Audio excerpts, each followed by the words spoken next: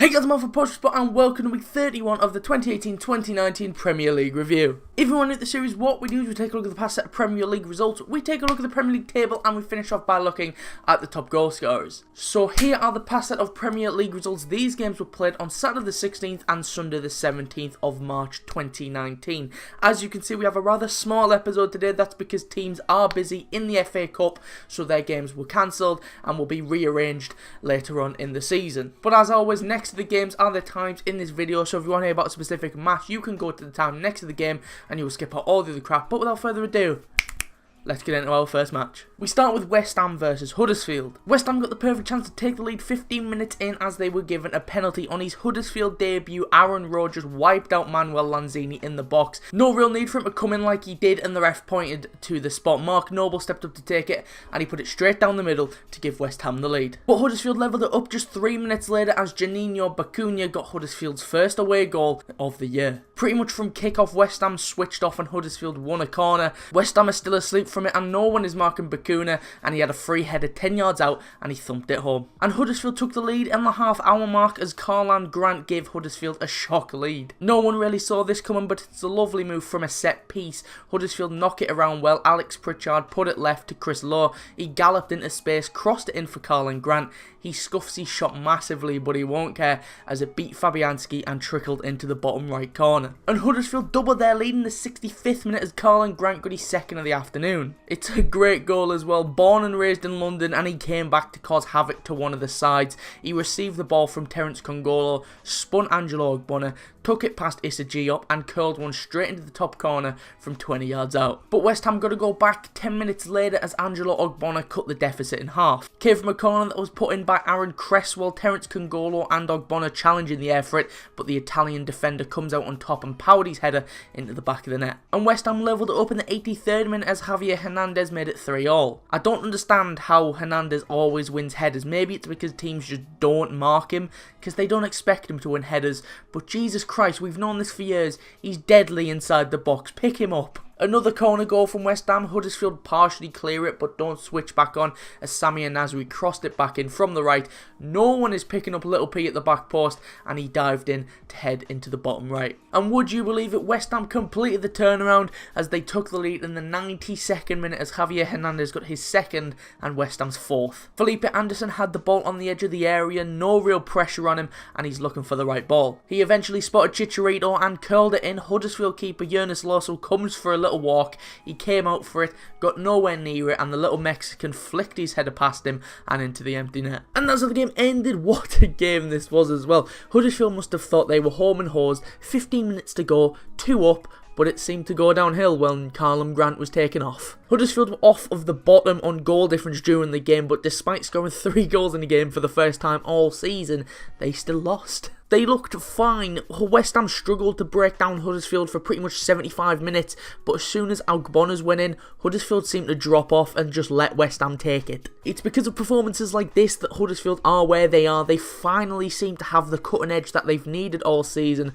but look shakier than Michael J. Fox at the back. West Ham weren't at their best. I mean, how could you be when you concede 3 at home? But the introductions of Samir Nasri and Javier Hernandez changed the game as West Ham overturned a 2-goal deficit to pick up the win. And we move on to Bournemouth versus Newcastle. It was a quite poor first half and we would have to wait until the last kick of the first half for any real action as Newcastle took the lead 5 minutes into stoppage time. Quite a few injuries led to the massive chunk of injury time at the end of the first 45 and Newcastle made it count as it came from a free kick. Solomon Rondon took it, and for me, Artur Boruc has to be doing a bit better here. It's not that high.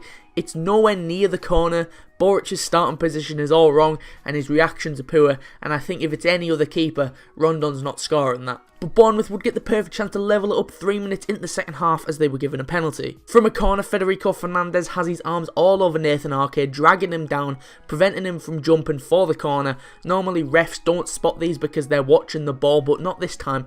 Big Mike Dean had his eyes on it and pointing to the spot. Joshua King stepped up to take it and he sent Dubravka the wrong way and slotted home his 10th league goal of the season. And Bournemouth took the lead for the first time in the match in the 80th minute as Joshua King got his and Bournemouth's second. Dom Solanke does all the hard work in this one, kept the ball under pressure, lovely footwork to keep it, and he teed it off for King, and the Norwegian did the rest as he hit it first time straight into the bottom left. But Newcastle levelled it up in the 92nd minute as Matt Ritchie made it 2-2 and snatched a point for the Magpies. What a strike it was as well from Ritchie. Like their first goal, this was pretty much the final kick of the half, but this one would have been celebrated a lot more in the northeast. DeAndre Yedlin with the assist as he crossed it in from the right wing, and Ritchie just peeled off of the back of the defenders, hit it on the half volley just inside the area, and he actually hit it with the outside of his foot, which made it curl away from Boric and into the net. And that was the game ended as Ritchie's goal was the last kick of the game, and it secured Newcastle a point. Eddie Howe said that Bournemouth still aren't safe, which is mathematically true, but it would take a massive up to go down from this point. A win here would have taken Bournemouth to the mythical 40 points mark, but they will hit that in given time. Newcastle have been on a good run of form as late as only the top 5 clubs had collected more points in the last 9 games than Newcastle, and they were without one of their stars of that run as Fabian Schär was suspended for this game, but his replacement Federico Fernandez coped well in the first half, until he gave away that needless penalty. It could have been a much different story if not for Paul Dummett as he acrobatically cleared a Callum Wilson header off of the goal line.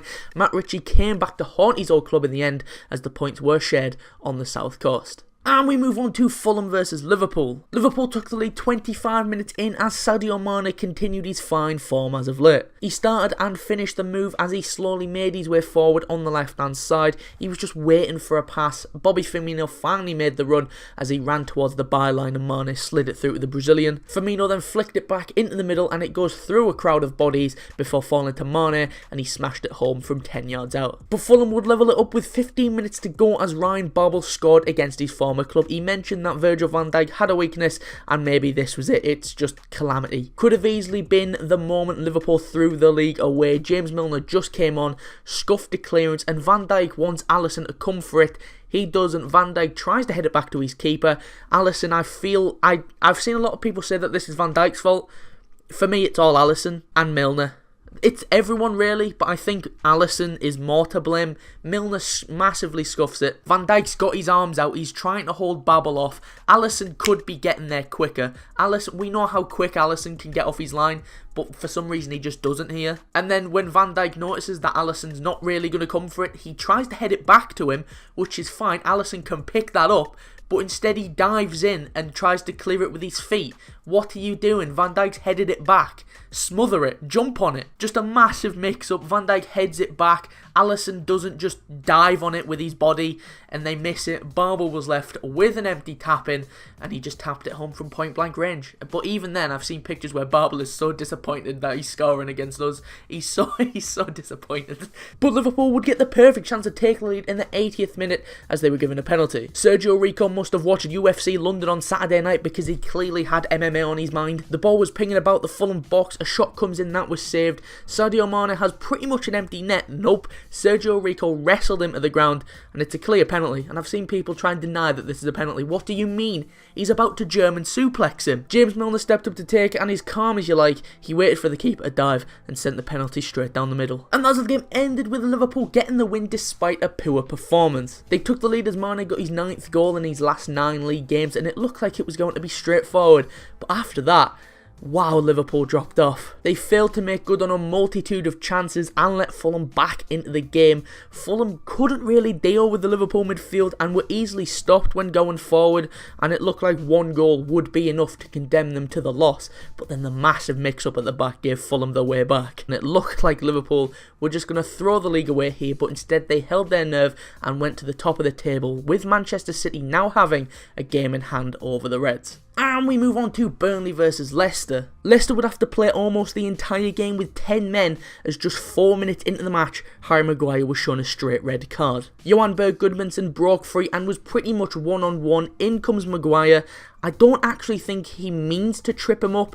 I think he's just trying to get on the right side of him but accidentally clipped his heels. It was a foul. He was last man.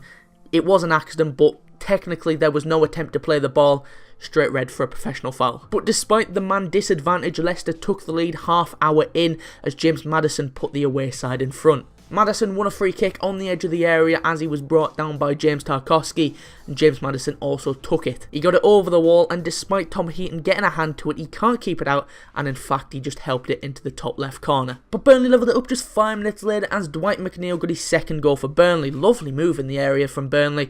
Dwight McNeil plays a 1-2 with Charlie Taylor in the middle, and the young Burnley man finished it off as he hit it hard and low beyond Kasper Schmeichel. But Leicester would snatch the point in the 90th minute as Wes Morgan got the winner. It was their first chance of the second half, and would you believe it, Morgan came on to make up for Maguire's red, and he more than repaid the faith as Yuri Tielemans crossed it in from the right hand side. It's really high and just behind the 6-yard line. The club captain held off about 2 or 3 men and headed home the winner. And that's how the game ended, as Leicester's 90th minute winner made it back-to-back wins for the Foxes and Brendan Rodgers, and despite their man disadvantage, Leicester played well for the first half. But in the second 45 their plan was clear: defend, and then break on the counter. A plan that looked good up until the final part of the plan. They didn't have a real chance until the winner. Burnley have slided a bit now after being unbeaten for the start of 2019, but since that streak came to an end against Tottenham, they've lost 4 on the bounce. They failed to put pressure on Southampton and Cardiff, both of which didn't play this weekend, and Burnley must be sick of the sight of Brendan Rodgers, as the Northern Irish manager has now beaten the Clarets with 4 different teams. And finally, we've got Everton versus Chelsea. It was a rather subdued first half with no real chances for either team. Chelsea had a lot more of the ball but couldn't do anything with it, which is pretty much the story of their last few games. But at the start of the second half, Everton came out with the gates firing and got a goal that their start deserved in the 50th minute as they took the lead through Richarlison. Came from a set piece as a corner was swung in from the right hand side. Dominic Calvert-Lewin wins the initial header. His effort is well saved as Kepa got down low, but he couldn't hold it, and in came Richarlison as he nodded it into the roof of the net from a few yards out. And Everton got the perfect chance to double their lead in the 70th minute as they were given a penalty. The ball fell free in the middle and in-nipped Richarlison to just take it away from Marcus Alonso, but the Spaniard trips the goal scorer with his foot, and the ref is in a fantastic position to spot it and point to the spot. Gylfi Sigurdsson stepped up to take it, but it's not a very good pen. Kepa goes the right way, almost dives too much, like he almost goes straight past it, but he does save it. But luckily for Sigurdsson, the ball falls back to him and he took the rebound into the opposite corner. And as the game ended, as Everton picked up their first win over a top 6 side in just over 2 years. They also ended a dismal home record, with this being their first win at Goodison since mid-January. Chelsea missed a great chance to move close at the top 4 following United and Tottenham's losses last week, and the fact that they were the only side in that top 4 race playing this weekend, and a win would have saw them go level on point with 4th place Arsenal. They were good in the first half, but Everton learned their lesson and dealt with Chelsea better in the second 45. Pickford made some good saves to deny Chelsea as Everton picked up the win. Right, so that's all I've got for you this time. Before we go, let's take a look at the Premier League table and top goal scorers, starting off with the Premier League table. Starting with the top 5, and as you can see, Liverpool went top of the table after beating Fulham. The rest of the top 5 didn't play this week, so it stays pretty much untouched. The only difference being Manchester City in 2nd, and the rest is the same as last week. Tottenham in 3rd, Arsenal in 4th, and Manchester United in 5th. Moving on to the bottom 5, and Huddersfield are on the bottom after throwing away a 2-goal lead against West Ham. Fulham are 19th after losing to Liverpool. Cardiff are 18th, they didn't play this week. Burnley is 17th after losing to Leicester, and Southampton, who also didn't play this week, make up the bottom 5 in 16th. Moving on to the top goal scorers, and as you can see, Sergio Aguero is on the top. He scored this weekend, but in the FA Cup, so he stayed on 18 goals and 6 assists. Mo Salah wasn't at his best against Fulham, so he's still on 17 goals and 7 assists. The North London rivals, Pierre-Emerick Aubameyang and Harry Kane, are joint 3rd on 17 goals and 4 assists, and after his sensational scoring form as of late, Sadio Mane has caught up to everyone, with him now being on 17 goals but just the 1 assist. Right, so that's all I've got for you this time. If you did enjoy, be sure to leave a like and subscribe, and I'll be back in 2 weeks on the 2nd of April for the next episode of the Premier League review. Yep, no episode next week because we're busy on international duty, so no league games, so 2 weeks it is. But if you want to stay up to date about anything we do, it's best to follow us on Twitter. The link to that is in the description, or it's at portionofsport_. If you missed the last episode, that'll be on the right hand side of the outro screen, and a link to the channel will be on the left if you feel like subscribing. But anyway, thanks for watching. Be sure to leave a like and subscribe if you are new. I've been Mark from A Portion of Sport, and I will see you soon. My mama calls, see you on TV. Sunset shit done changed. Ever since we was on, I dreamed it all. Ever since I was young, they said I won't be nothing.